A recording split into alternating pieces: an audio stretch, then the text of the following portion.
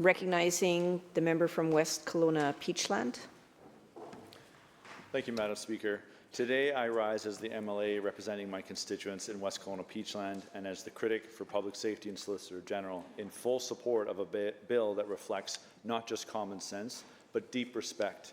Respect for the people who face extraordinary danger to protect the rest of us. Bill M214, the Firefighters Health Act, brought forward by my colleague, the member for Langley Walnut Grove, is about ensuring our firefighters, whether they fight house fires, car fires, or wildfires, get the health protections they deserve. They don't ask for much. They show up when lives are on the line. They carry the weight of tragedy, risk, and trauma, and they do it again and again. The very least we can do, the bare minimum, is protect their health. I've personally fought wildfires. I've seen up close what these brave men and women go through in the most extreme conditions, working endless hours in the heat, the smoke, the stress. They're often far from home, sleeping rough, running on adrenaline, and little else. The work is punishing physically and mentally. But what we don't often talk about are the invisible dangers, the ones that linger long after the flames are out. The smoke from wildfires is filled with particulate matter and toxic chemicals. We breathe it in even kilometers away. But imagine breathing that in every day, all day, for weeks at a time. Wildfire firefighters are exposed to those hazards at levels we still don't fully understand. And when they get sick, when the years of exposure finally take a toll, we cannot pretend we didn't know this was coming. As a police officer, I have responded to many fires, not just wildfires, but structure fires and car fires.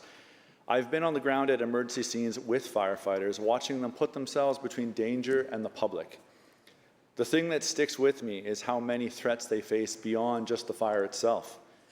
Take car fires. It's not just the flames or the chance of an explosion. It's the smoke, thick, black, oily smoke filled with burning plastic, fuel, rubber, synthetic fibers, polymers, and metals.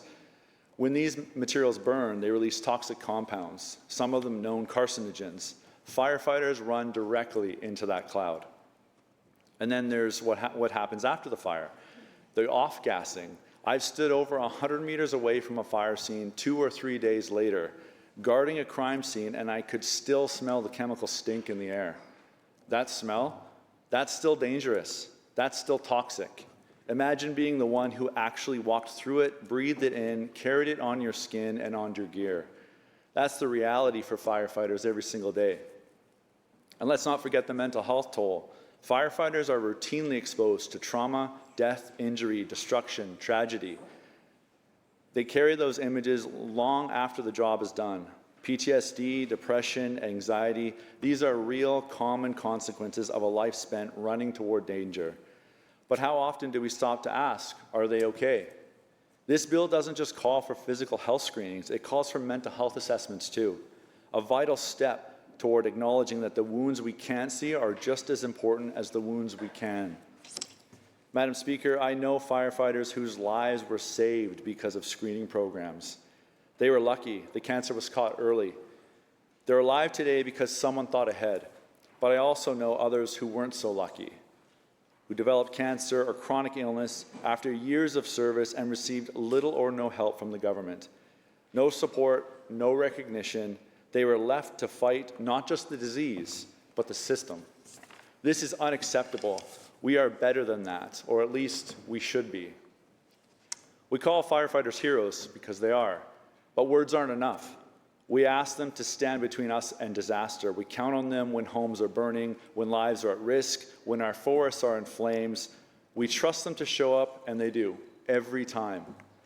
But when the tables turn, when they face health crises because of the risks they took for us, we cannot look the other way. This bill is our chance to act, not just with praise, but with policy. It's our duty to ensure they are protected with the same seriousness and urgency that they show when protecting us. Madam Speaker, this is not a political issue. This is not a left versus right debate. This is a question of values, of duty, and of fairness. Every member of this House, regardless of party, region, or background, has benefited from the bravery of firefighters, and every one of us has a responsibility to stand up for them. I call on every single member of this legislature to support Bill M214. Let us not be remembered as the politicians who praised our heroes in speeches but ignored their suffering in silence. Let us instead be remembered as the ones who acted, who protected those who protect us, who stood up when it mattered. Our firefighters never hesitate to answer the call. Today, let's prove that neither do we. Thank you, Madam Speaker.